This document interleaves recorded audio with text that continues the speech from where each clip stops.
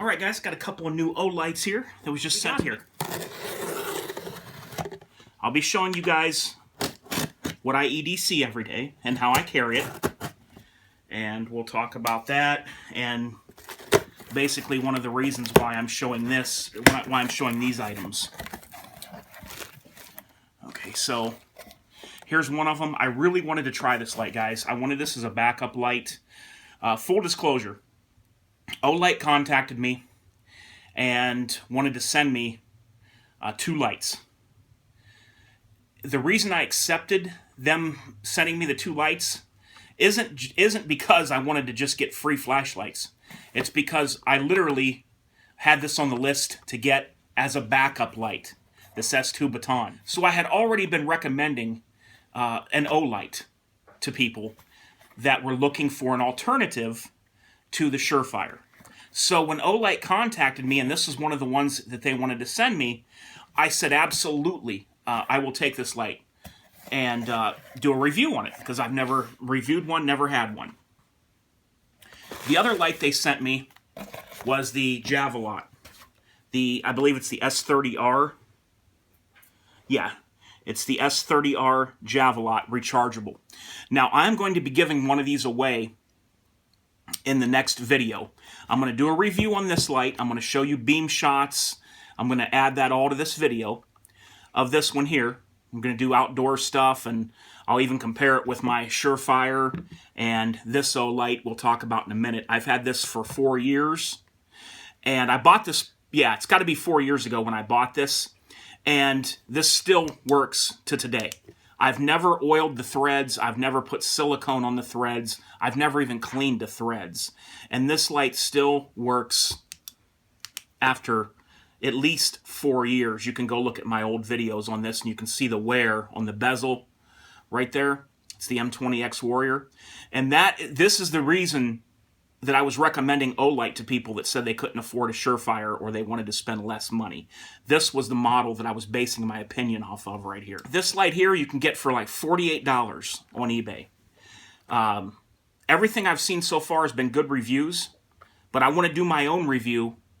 And like I said, this is going to be a backup light. I like to have a backup light for the times when this one, my Surefire E2D Defender, for when this one gets low.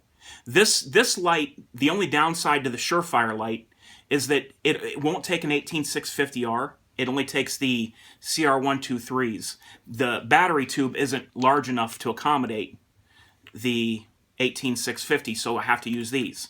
So I like to get the most use I can out of the Surefire batteries that I put in here because they're not cheap.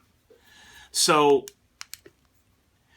I don't take this down to where the batteries die off, but I do like to, like I said, I do like to try to get, 90% of the life out of these expensive batteries.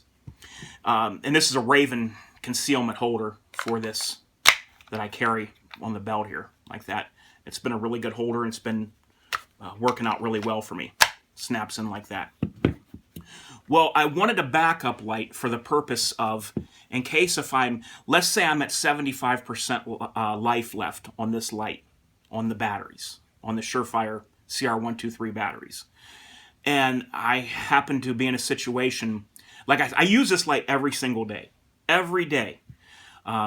Maybe a day, maybe sometimes one day on the weekend I may not use it, but almost every single day I use this light. So if I'm at 75% life and I need this light for an extended period, I'm kind of stuck if I don't have extra batteries with me. If it just happens to be on that day, I need it for longer. That was the main reason why I wanted to back up. I'm going to have this in my back rear pocket, right pocket, and this is going to be a light that will hold me through, and also a secondary light that you can give somebody else on scene. That was the reason for me looking into this Olight S2 Baton. Okay, it's a 500 lumen. We'll go over all that stuff when I do the beam shots and add it to this video. But yeah, this is what I picked out of everything out there. Here's what it looks like. The size of this light is the other reason that drew me to this, because this being a backup light to my E2D Defender, I didn't want something that was going to be bulky, heavy, or take up a lot of room in the pockets. It's got the side switch here. The brightness is more than enough. It's got the blue around the bezel. Right here, the blue ring around the bezel. I like that. I've never handled one of these guys, never opened it or anything. So this is a first for me. This is going to have the battery tube in there, and what this is, that if you put in the CR123s, they're smaller than an 18650, and this keeps them from rattling in the body of the light. Now, I'll be using 18650s in this light. It's so awesome that it accepts 18650s. It's just try this way.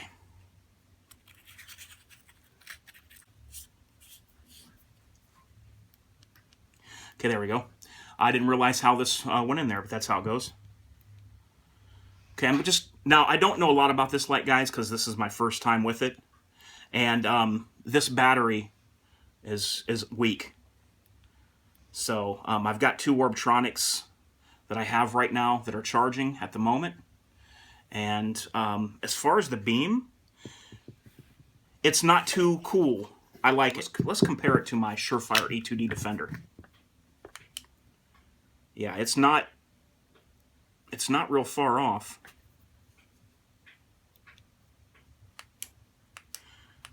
There's my E2D Defender. And there's this one. This is pretty close. And this does have a TIR lens like the E2D Defender. This is my first light ever that has a magnetic tail cap to it.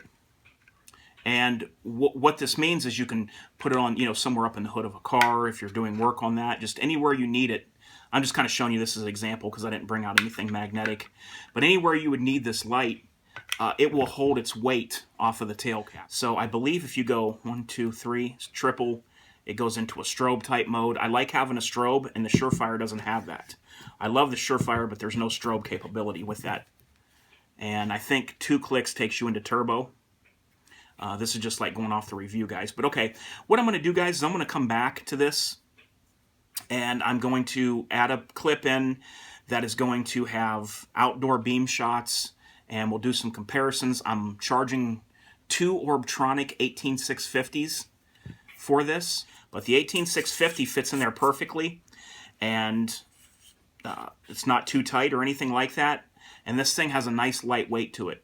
So I'm really, really stoked, guys. I will be back with some beam shots, and we'll go over a little bit more. Until then, this is H4T, and I'll talk to you in a minute.